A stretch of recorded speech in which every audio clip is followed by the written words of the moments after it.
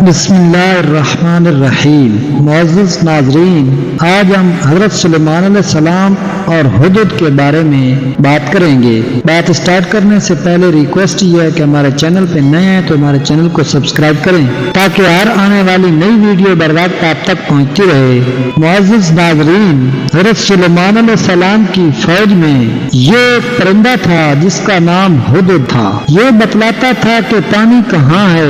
زمین کے اندر کا پانی اسے اس طرح دکھائی دیتا جیسے زمین کے اوپر کی چیزیں لوگوں کو نظر آتی ہیں۔ جب حضرت سلیمان علیہ السلام جنگل میں ہوتے تو اس سے دریافت فرماتے کہ پانی کہاں ہے۔ یہ بتلا دیتا فلاں جگہ پر ہے۔ حضرت سلیمان علیہ السلام اسی وقت جنات کو حکم دے کر وہاں کنواں کھدوا لیا کرتے تھے۔ ایک دن اسی طرح جنگل میں تھے، پرندوں سے تشویش ہوئی تاکہ پانی کی تلاش کا حکم دیں۔ اتفاق سے ہدہد موجود نہ تھا۔ اس پر آپ نے فرمایا کہ آج ہدہد نظر نہیں آتا، کیا وہ پرندوں میں چھپا بیٹھا ہے یا واقعی وہ غیر حاضر ہے، جیسا کہ ارشاد باری تعالیٰ ہے۔ ترجمہ: اور سلیمان علیہ السلام نے پرندوں کا جائزہ لیا تو کہنے لگا کہ مجھے کیا ہو گیا ہے، میں ہدہد کو نہیں دیکھتا، کیا وہ کہیں غائب ہو گیا ہے؟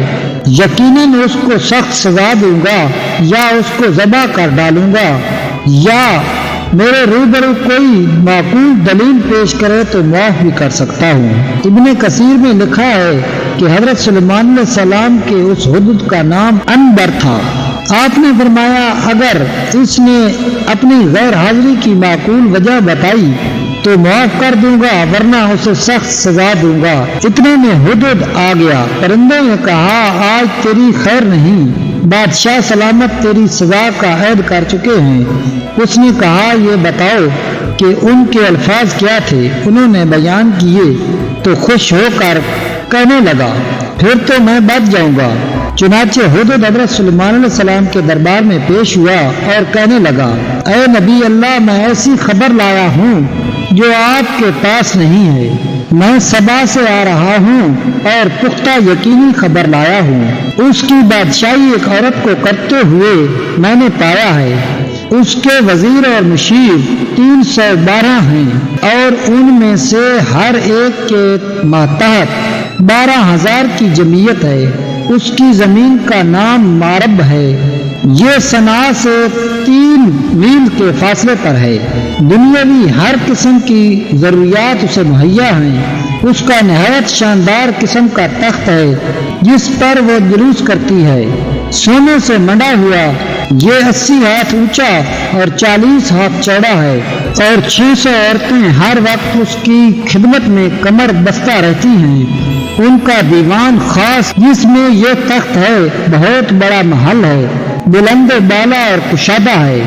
اس کے مشرقی حصے میں 360 طاق ہیں اور اتنے ہی مغربی حصے میں بھی ہیں۔ اسے اس طرح بنایا گیا ہے کہ ہر روز سورج ایک طاق سے نکلتا ہے اور اسی کے مقابلے والے سے غروب ہوتا ہے۔ اہل دربار صبح و شام اسے سجدہ کرتے ہیں۔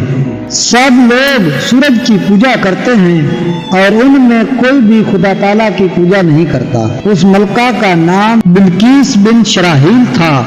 اس کا دادا ملک یمن کا بادشاہ عظیم تھا جس کی اولاد میں 40 لڑکے ہوئے جو سب کے سب بادشاہ بنے۔ اس کے والد نے ایک زندہ عورت سے نکاح کر لیا تھا، اس کے بطن سے بلقیس پیدا ہوئی۔